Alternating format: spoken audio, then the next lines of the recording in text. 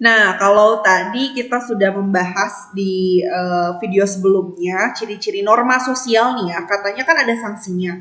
Ternyata sanksi yang ada di masyarakat itu tidak semuanya sama, ada tingkatan-tingkatannya. Jadi tingkatan ini menandakan bahwa oh kalau pakai norma yang ini sanksinya itu lemah sampai ke sanksi yang tingkatnya paling tegas. Nah, di dalam masyarakat itu ada yang disebut dengan tingkatan norma. Nah, tingkatan norma ini berdasarkan dari daya ikat sanksinya ya. Ya, kita bahas mulai dari yang pertama. Ini harus berurutan, harus sistematis.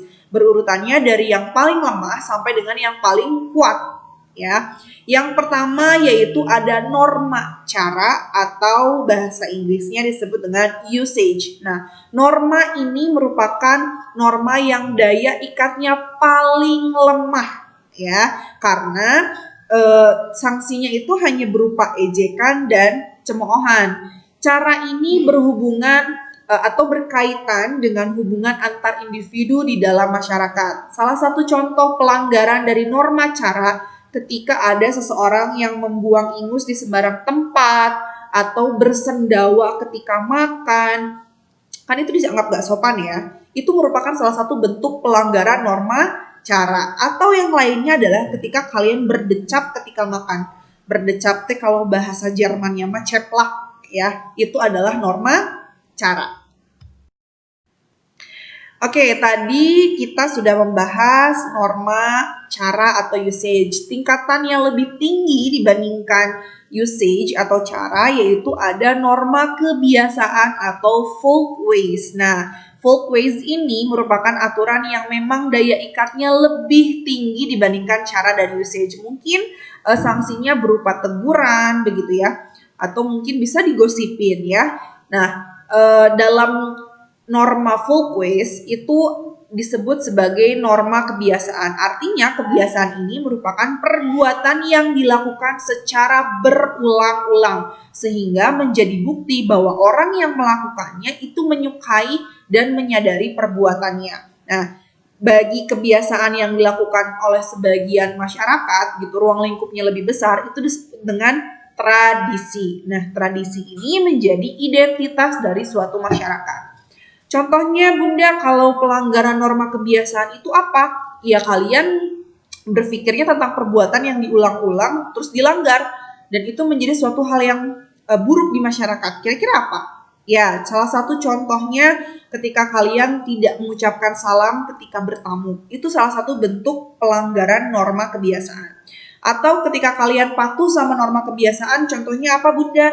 Contohnya adalah ketika kalian mengetuk pintu terlebih dahulu sebelum masuk ke sebuah ruangan, mengucapkan salam, kemudian menghormati yang lebih tua dengan cara membungkuk ketika melewatinya, misalkan ketika ada dalam satu perjalanan ya, itu lagi ada ibu-ibu sedang ngobrol, terus kalian lewat, terus kalian bilang, punten ibu. Nah, itu merupakan salah satu bentuk kalian menaati norma kebiasaan atau folk ways. Sampai situ dipahami ya? Oke, setelah tadi kita membahas tingkatan norma, ada usage, ada folk ways, yang selanjutnya adalah ada tata kelakuan atau mores ya. Jadi norma ini merupakan norma yang sudah diterima oleh masyarakat secara sadar ataupun tidak sadar. Dan norma ini menjadi pengendali atau pengawas perilaku masyarakat. Dan biasanya norma ini mempunyai sanksi yang cukup berat. Ya, salah satu contohnya adalah dipermalukan di muka umum. Bentuk pelanggarannya atau contoh di masyarakat yang merupakan salah satu bentuk dari pelanggaran tata kelakuan yaitu seperti berjudi, memakai narkoba dan lain sebagainya ya. Dan yang terakhir adalah norma adat istiadat atau custom ya. Jadi norma ini merupakan norma yang turun temurun begitu ya dari nenek moyang, mungkin bisa dibilang seperti itu.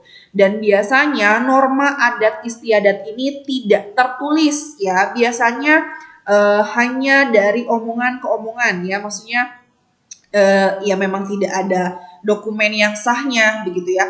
Karena memang sifatnya turun temurun, tidak tertulis, kemudian juga sanksinya berat. Kenapa termasuk dalam sanksi yang berat? Karena bagi orang yang melanggar norma adat ya itu akan diasingkan oleh masyarakat setempat, bahkan bisa dikeluarkan atau diusir dari daerah tersebut ya. Salah satu contohnya adalah ada kepercayaan, ada aturan di masyarakat Lampung itu dilarang untuk melaksanakan atau melakukan perceraian ya. Bagi siapapun yang melanggar aturan tersebut, dia akan dikeluarkan dari keanggotaan masyarakat di daerah tersebut. Itu akan lebih menyakitkan ya, karena sudah tidak dianggap oleh masyarakatnya. Ya, sampai situ difahami? Jadi Bunda akan konfirmasi ulang bahwa dalam tingkatan norma itu yang paling rendah ada cara atau usage, kemudian ada folk ways atau kebiasaan, kemudian ada mores atau tata kelakuan, dan yang terakhir adalah adat istiadat atau custom.